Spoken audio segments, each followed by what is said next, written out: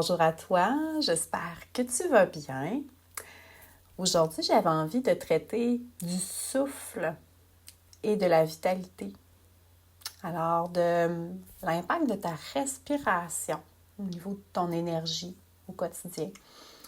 C'est un autre sujet qui me passionne beaucoup comme professeur de yoga, comme personne aussi qui est en apprentissage face à l'intégration de sa respiration, la compréhension de sa respiration et de son impact qui est tellement, je dirais, sous-estimé au niveau de ton énergie, mais de ton état général.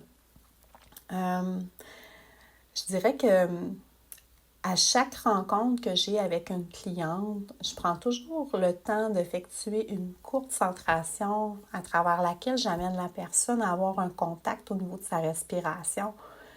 Puis, à chaque fois, ça l'amène à un état, je dirais, de calme chez la personne et une meilleure disposition à la rencontre.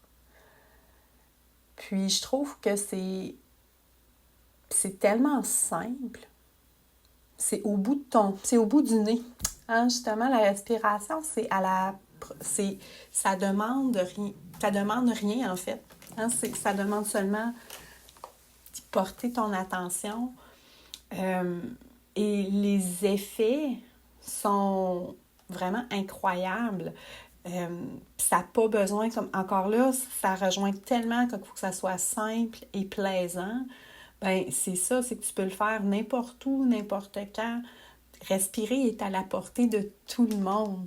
Hein? La respiration est vraiment à la base de la vie.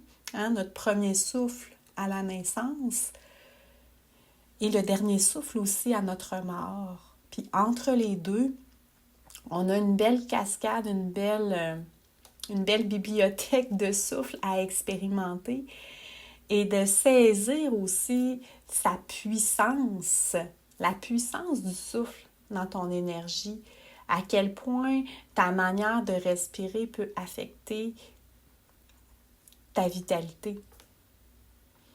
Puis je te donne quelques exemples, puis tu sais, un aspect qui est quand même, je dirais entre guillemets scientifique aussi, mais souvent, les gens en général respirent de manière qui est superficielle. C'est-à-dire qu'on va respirer davantage au niveau de la poitrine, ce qui fait que on n'utilise pas la pleine capacité respiratoire de nos poumons. Ce qui faisant que notre cœur, il doit travailler un petit peu plus fort pour être capable de pomper l'oxygène et tout le reste, en fait, s'enchaîne. C'est toute une réaction en chaîne. Si tu respires plus rapidement, comme ça, ça fait que ton sang doit circuler plus rapidement. Ça exige plus de travail de ton corps pour fonctionner. Ça demande plus d'énergie et ça met aussi le reste de ton corps qui est davantage en état de stress. Puis là, je dis ça encore là avec des guillemets, mais quand, mettons, tu fais une activité physique comme courir, t'entraîner ou de la marche rapide, c'est normal que ta respiration augmente puis que ton corps s'ajuste en fonction de l'effort demandé. Sauf que quand que tu es au repos, en, mettons, plus sédentaire, assis, en train de regarder la télévision, et que tu as une respiration qui est encore plus rapide, et ça garde ton corps en état de stress. Puis là, je dis stress encore avec un guillemet, mais comme si, mettons, justement, tu étais essoufflé. Là, je dis pas essoufflé, mais je pense que tu saisis un peu la nuance ici. Alors que si tu prends vraiment le temps, des fois, d'avoir une respiration qui est davantage au niveau abdominal, au niveau de ton ventre, que tu prends le temps de gonfler ton abdomen,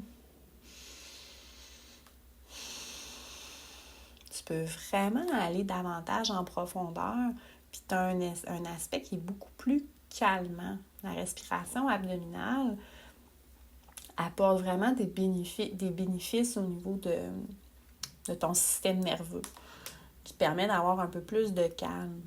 Puis je trouve que l'image la plus magnifique, c'est de voir un petit bébé, un petit enfant qui dort. Tu vois vraiment son petit ventre qui se soulève puis qui se descend.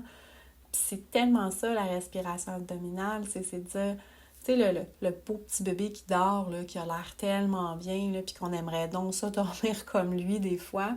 Ben, c'est ça, la respiration abdominale. Puis le calme que ça t'apporte, ben, c'est à la portée de tous.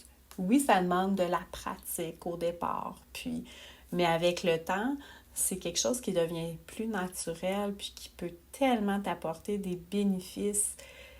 Puis, tu sais, les techniques de respiration sont multiples. Il y a différentes aussi applications pour t'aider à l'intégrer. Mais je te dirais que, encore une fois, pour moi, c'est keep it simple and just do it. C'est simplement de trouver des moments dans la journée, des fois, pour simplement revenir à la respiration.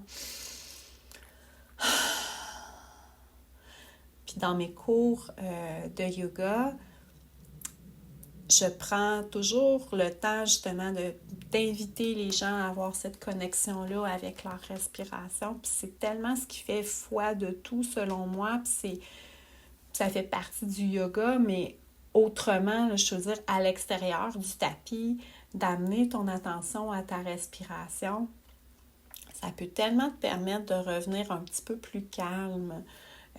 Ça a un effet qui est immédiat. Tu constates tout de suite les effets. Ça n'a pas besoin d'être long, là, même pas 1 minute. Juste prendre le temps d'inspirer par le nez, d'expirer. Tu sais, juste de porter ton attention sans faire de technique particulière.